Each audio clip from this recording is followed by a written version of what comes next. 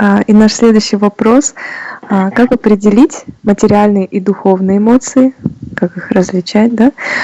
Что это такое и как различать? Это зависит от источника, который вызывает эмоции, как таковые. А как все-таки культивировать духовные эмоции?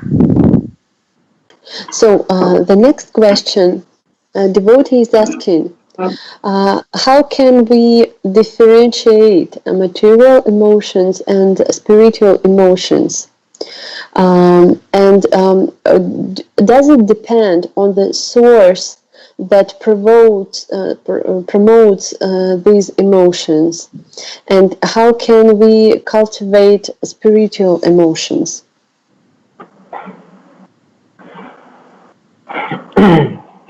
Okay. So, did you understand the question, or I need to repeat? Yeah, I understood. Can you reframe it in your own simple words?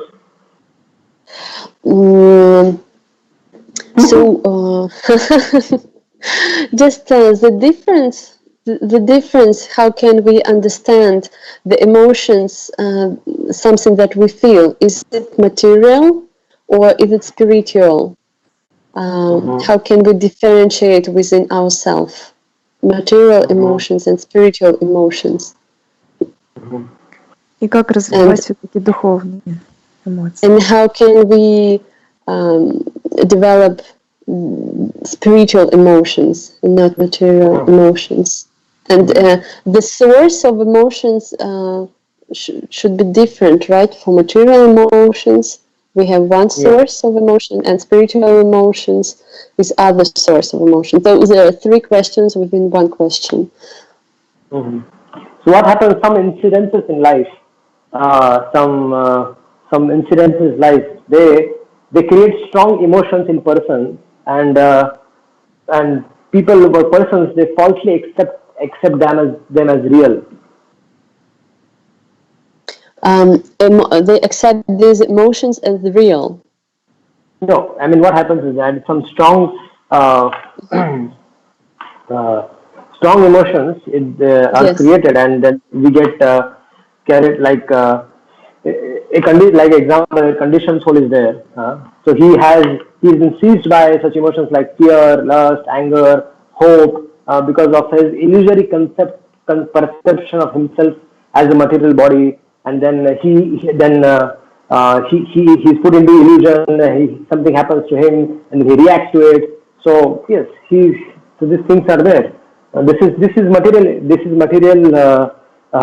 emotions. When a person thinks he's identifying himself with the body, and then the conditions around him, and then it affects him. The surroundings affects him, and then he gets afraid. He becomes lusty. He becomes angry. And then so all these things are because of his material, considering him as a material body, because of his mind and false ego. So this is material emotions. И таким образом обусловленная душа, которая отождествляет себя со своим материальным телом, материальным умом, она может попадать в разные ситуации, и у нее возникают эмоции гнева, вожделения, зависти, страха. Все эти эмоции, они порождены вот этим иллюзорным ее отождествлением со своим телом и умом. И вот все эмоции, которые связаны с этим, мы можем назвать их материальными эмоциями. So false ego, we need to understand when you talk about emotions, then when you talk about material emotion, mundane emotions, then we understand that false ego plays a role. False ego is the soul's illusionary identification with the subtle material mind and gross material body. И вот, когда мы говорим о вот материальных эмоциях, мы должны понять роль нашего ложного эго, что он играет ключевую роль в нашем отождествлении с тонким материальным умом и с грубым материальным телом. And as a result of this illusory identification, which the soul considers the conditioned soul feels lamentation of he loses something. There is some jubilation over things gained, or the fear of there is some fear of some inauspicious things, and there is anger at the frustration of his desires. So many things. This is all because of the illusory identification. И вот из-за этого иллюзорного отождествления с умом и с телом обусловленная душа, она испытывает большую гамму разных эмоций. Она может испытывать скорбь от того, что она теряет что-то, что она не хочет терять, или она испытывает большую радость от приобретения, от каких-то приобретений. И вот подобным образом разные вещи, события и отождествление души с этими событиями, они приводят к различным видам иллюзорных эмоций. And so, bewildered by such false attractions and aversion, the conditioned soul, what happens? He accepts further material bodies, which means he undergoes repeated birth and death. И вот сбитая с толку таким отождествлением, такими эмоциями, что происходит? Она просто привязана к тому, чтобы после оставления этого тела получить другое тело. So one who self-realized knows that such mundane emotions have nothing to do with the pure soul. Our Swarup is to serve the Jivara Swarup Hai Krishna Vidas. Our Swarup is to serve the loving service of the Lord. So self-realized souls know that this mundane emotions has nothing to do with the pure soul. И вот первая вещь, которую нам нужно понять, что вот эти мирские эмоции, они не имеют никакого отношения к чистой душе.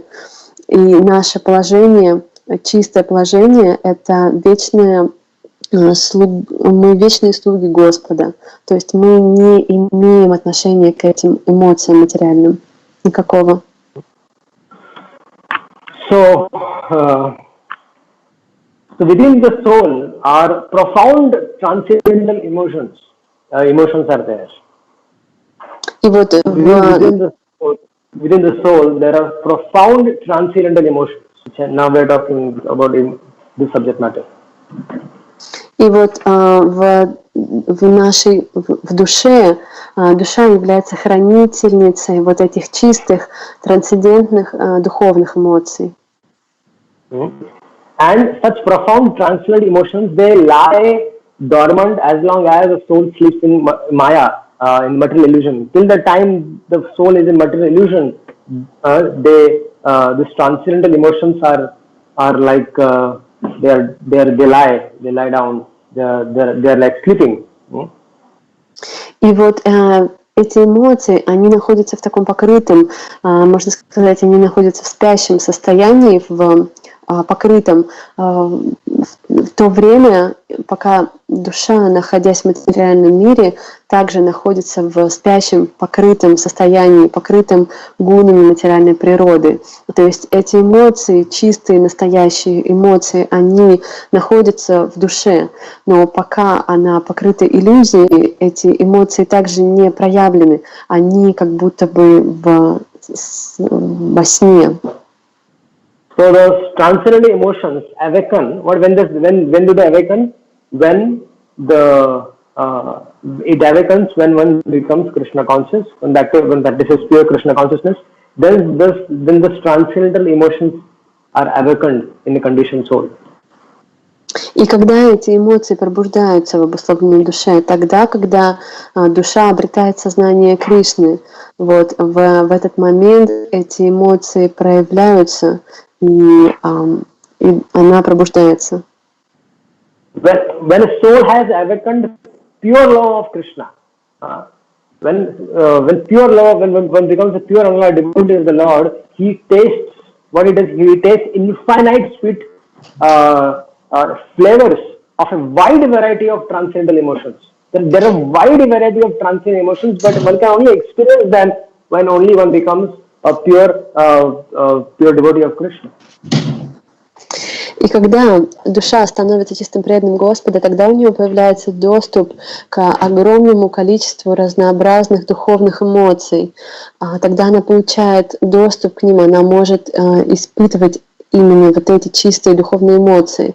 Но это становится возможным, когда душа становится чистым, преданным Господу. So this is a spiritual ecstasy. When the spiritual emotions, the transient emotions are spiritual ecstasy. So such transcendental ecstatic emotions within the heart and the mind of a devotee erupt by the when he is practicing Krishna consciousness, and then when we are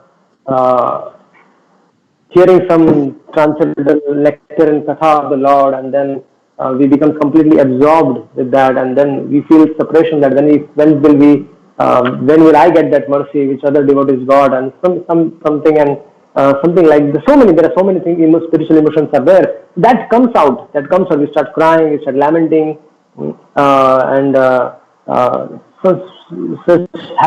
sometimes we are happy, sometimes the hairs are standing on the end. So all these things happen. Like Prahlad Maharaj also experienced this. So these are transcendental emotions, and this comes out only when a person is purely Krishna conscious. So we sometimes can also feel this, right? As you mentioned, when we hear. Mm-hmm. Yes, we can experience that. Because if you are pure.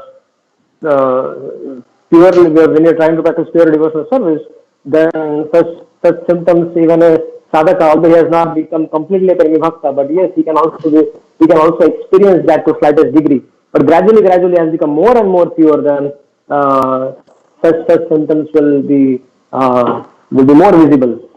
But these are natural. It is not something artificial. It comes naturally by the power of pure devotional service. И вот эти эмоции, они постепенно раскрываются, становятся доступным преданному по мере его развития духовного.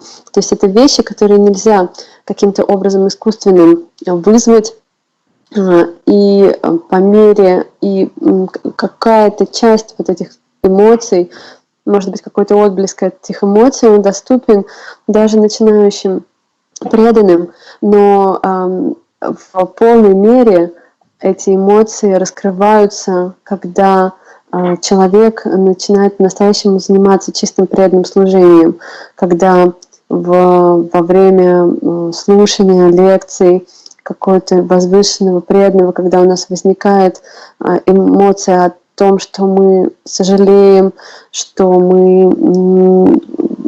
возникает чувство разлуки с Господом, у нас могут подняться волосы на теле дыбом, или из глаз политься слезы могут. То есть это не искусственно, это невозможно как-то форсировать.